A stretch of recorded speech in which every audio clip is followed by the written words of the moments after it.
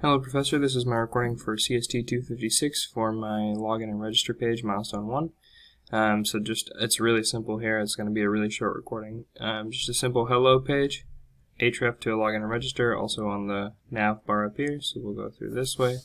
Can log in with this, and you can see that all of the information about that is displayed. If we go to our database here, give me one sec.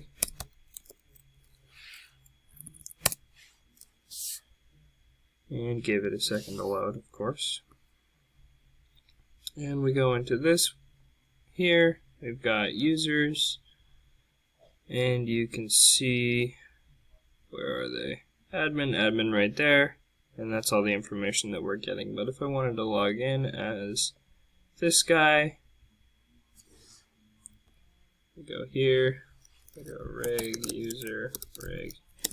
user, and there's all that information displayed there.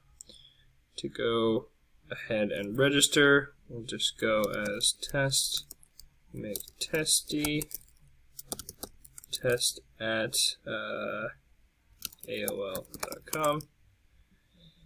Username will be, I'm going to use reg user again, just because it's easy to remember. And the password is also reg user. It says that there's a data breach, probably because I also have this open. But if we go into our map here, into our database, you can see that one just got added. Test McTesty, AOL, reg user, and they're not an admin. So there's that. We'll look at the code running behind the scenes here. So this is that login register page that you saw. We've got a failure message, and a failure message, a lot of it is just repetitive, pretty standard fare.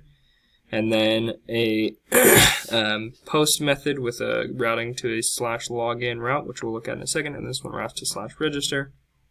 You can see those routes right here. You've got /login, /register, they're both post, and they both go to login register controller, just separate files. So we've got here is the login one. We're just searching the database for where the username is equal to that request's username and that password to the password, and just retrieving the first result. If there isn't one, we'll set that error message. Otherwise, we're setting the user ID equal to the user ID. The register function here, we're going to test if all the fields are filled. If not, we will set a failure message yet again.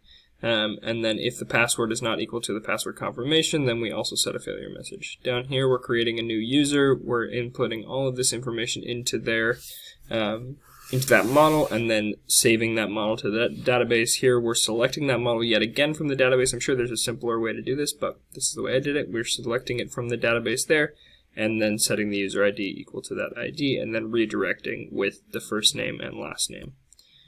Here's this users page that you were seeing before, just a bunch of form rows that are read-only, just to display stuff. Eventually it'll probably route to an index page, which will be done here at the welcome page. Right now this is just really simple.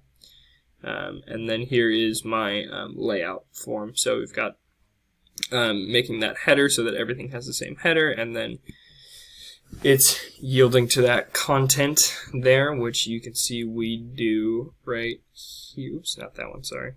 If we go here, you've got at section content and end section, so we're yielding to that content there. So that is my login and registration page, really simple. Thank you very much.